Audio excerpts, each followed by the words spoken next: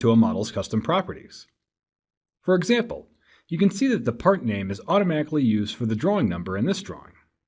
If I wanted, I could link other properties to these fields, like a revision number or a drawn by value. But what if I wanted to make them editable from the drawing so I could input the data directly? You can see that when I'm in Edit Sheet mode, double-clicking one of these fields to add a value does nothing. Now I could just edit the sheet format and enter the data, but I prefer a more direct method. To define title block fields as editable in Edit Sheet mode, right-click on a sheet format from the Feature Manager and select Define Title Block. This zooms you into the title block and displays all the note fields built into the title block. I can then select a note to make it editable in the drawing. I'll go ahead and select the title, Drawn Properties, and Comments to make editable. When selected, they appear in the Text Fields panel and can be reordered using the arrow buttons. The order defines which note is selected when tabbing between them in the drawing. Since I'm overriding the Comments header to use as the actual note field, I'll go ahead and type Comments in the Tooltip area so a pop-up appears to define the area.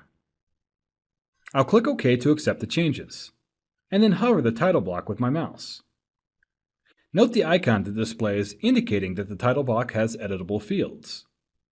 I can now double-click anywhere in the block to enter my data. Double-clicking a note box opens the text editor so I can enter data. Pressing the Tab key brings me to the next title block field, and so on. When I'm done, I'll click OK to return to Edit Sheet mode. One cool thing to note is that when I return to the referred part model and check its properties, a description was automatically added when I entered a drawing name into the title block.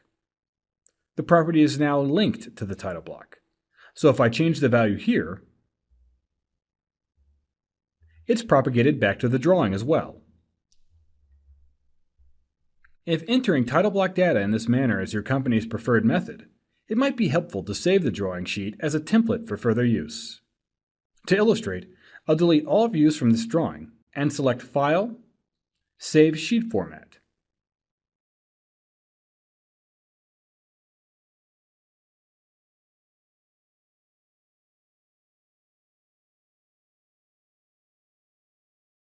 The new format will then be listed as an option when creating new SOLIDWORKS drawings. I'll talk more about custom templates and sheet formats later in this course.